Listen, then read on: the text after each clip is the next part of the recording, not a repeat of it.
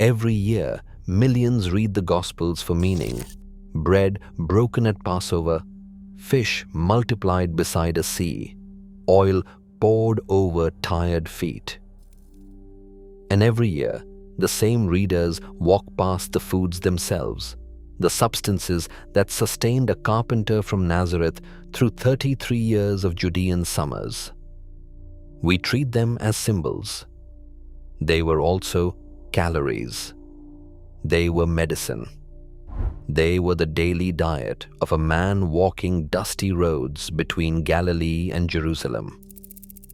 Archaeology of 1st century Palestine is precise enough to tell us what Jesus almost certainly ate every day.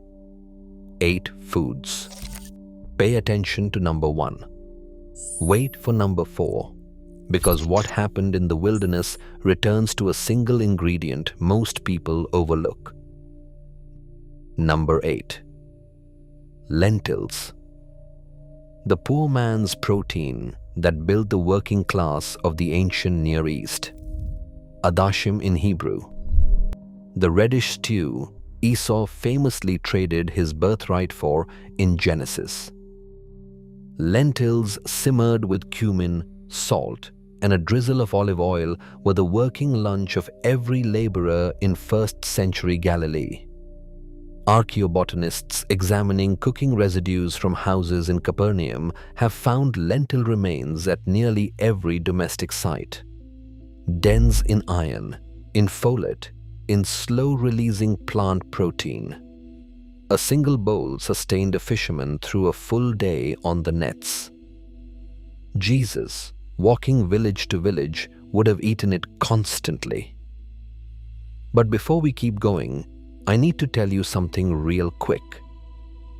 My wife bet me I'd never hit 1,000 subscribers.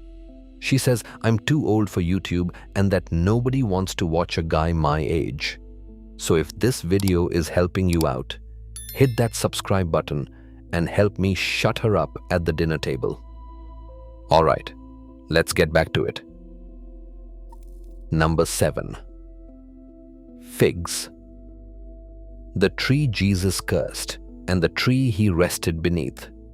Ficus carica grew abundantly across the hill country, producing 2 harvests a year, early figs in late spring and the main crop in late summer. Dried figs were the trail food of the region, pressed into firm cakes, threaded onto cords, carried in every shepherd's pouch. They hold real concentrations of potassium, calcium, and natural enzymes that ease digestion.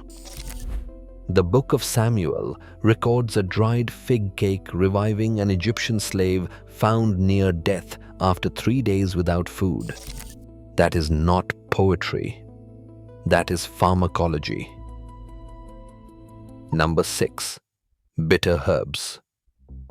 The wild greens of the hillsides, hyssop, chicory, dandelion, watercress from the springs, the small leafy plants the Mishnah names for the Passover meal.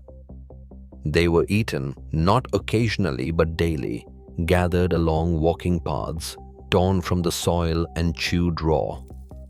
They are dense in vitamin K, in folate, and in the bitter compounds that stimulate bile production and digestive function.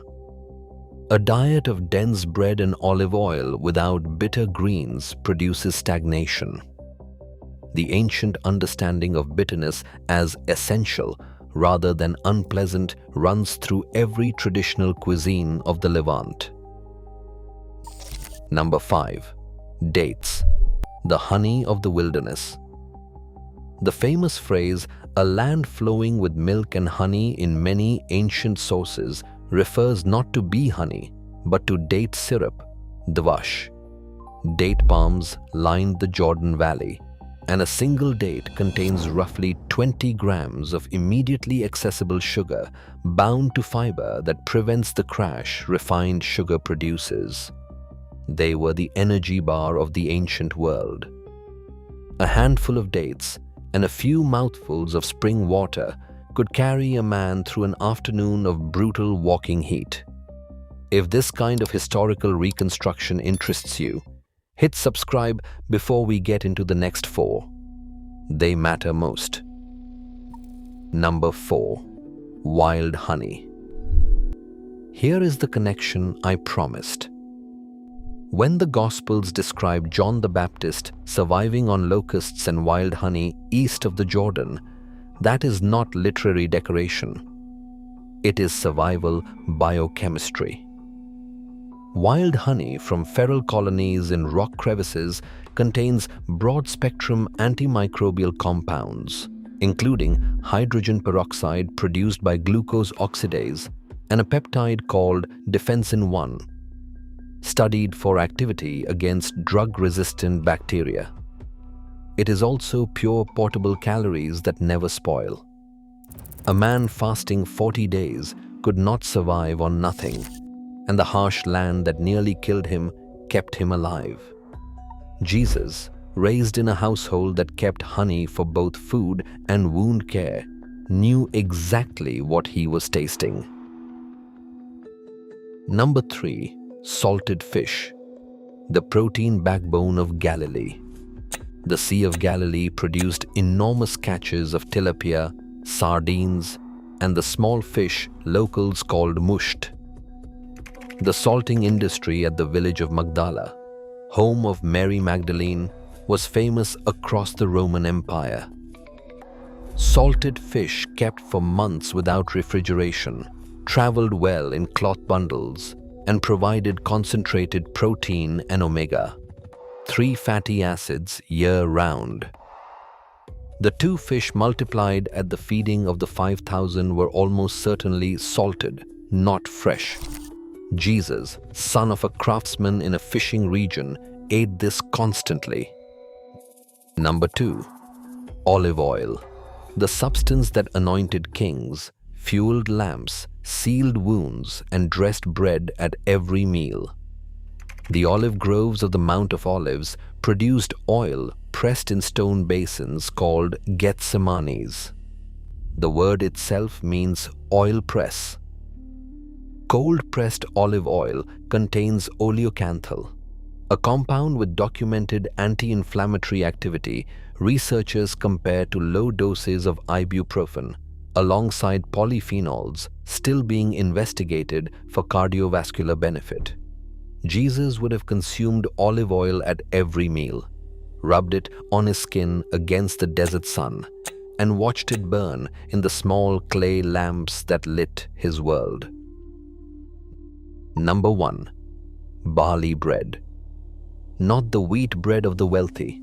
Barley, the grain of the poor, harvested first in spring, the grain in the 5 loaves a boy carried to a hillside outside Bethsaida. Whole barley contains beta-glucans, a soluble fiber researchers have found supports immune function and stabilizes blood sugar in ways refined grains cannot replicate. It contains lignans, magnesium, selenium, and the slow, steady energy that sustains hard physical work. Fresh baked over a clay oven, eaten warm with olive oil and a pinch of salt, it was the foundation of every meal of Jesus' life. When he taught his followers to pray for daily bread, he meant this specifically: a flat, dense, hand-torn barley loaf. The food of carpenters and fishermen, the food of the kingdom he kept describing. The deeper point is not nostalgia.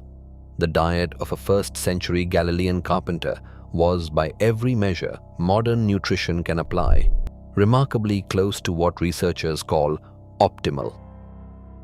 Whole grains, legumes, wild greens, oily fish, healthy fats, fresh fruit, almost no refined sugar.